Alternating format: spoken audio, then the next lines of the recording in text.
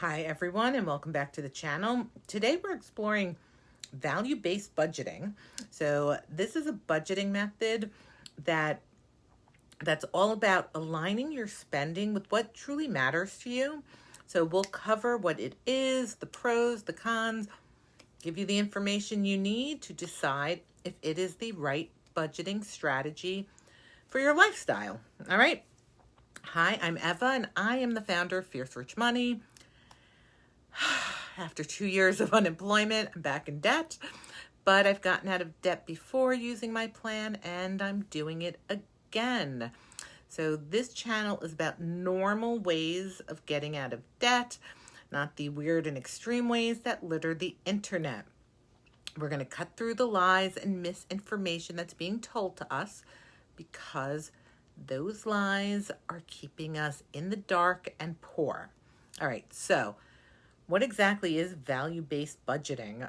So unlike traditional budgeting methods that focus on strict categories and limits, value-based budgeting centers around your personal values and priorities.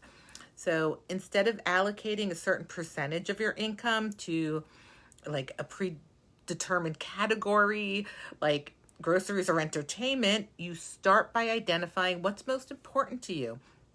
These can be areas like travel, education, family time, anything that supports your mental or physical health. You then create a budget that reflects those values, ensuring your spending aligns with what you genuinely care about. So for instance, if traveling is a top priority for you, you may allocate more money to travel-related expenses while cutting back in other areas. All right, let's dive into the pros of value-based budgeting and why might this work well for you. All right, first, it aligns spending with personal values, and this method helps you focus on what truly matters to you, making your budget more meaningful and motivating. When you're spending money on things that align with your values, you're more likely to feel satisfied and fulfilled.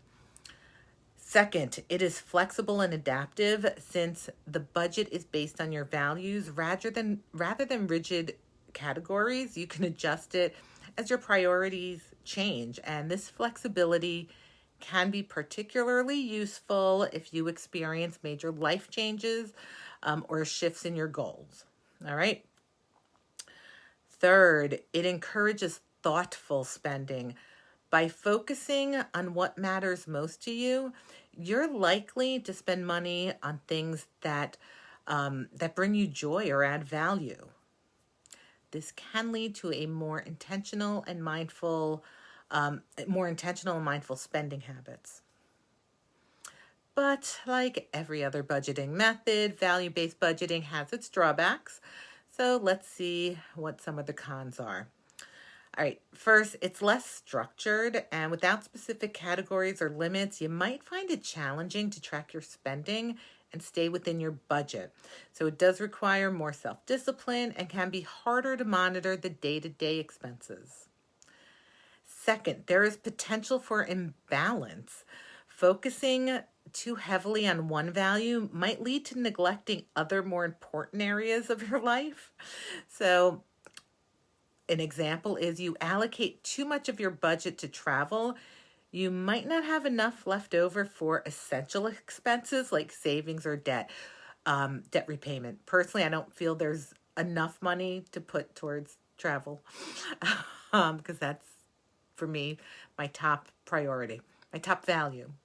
Third, it can be difficult to implement if you're new to budgeting or have complex financial goals. It may take time to figure out and align your spending with your values while managing all the other financial responsibilities. So, is value-based budgeting for you? This method works well if you want a budgeting approach that does closely align with your personal values and priorities. It's especially useful if you're looking for more flexibility and motivating way to manage your money. However, if you prefer a more structured approach or have more complex financial goals that require like precise tracking, you might find value-based budgeting a bit of a challenge. So definitely something to think about. So if you really like the thought of value-based budgeting, you can have those categories in another budget. You know what? There are no like hard and fast rules. There's no budget police. So you can take up from other budgeting methods and make it work for you, right? Again, I promise the budget police will not come to your house. The important thing is you need to get a month ahead of your bills. You know what? That's it. You got to get a month ahead. I got videos on that. So I hope you found value in this. And you know what? If you think this is a good budgeting method for you, let me know. Put it in the comments. Love to read about it. And I will see you in the next video. Bye, folks.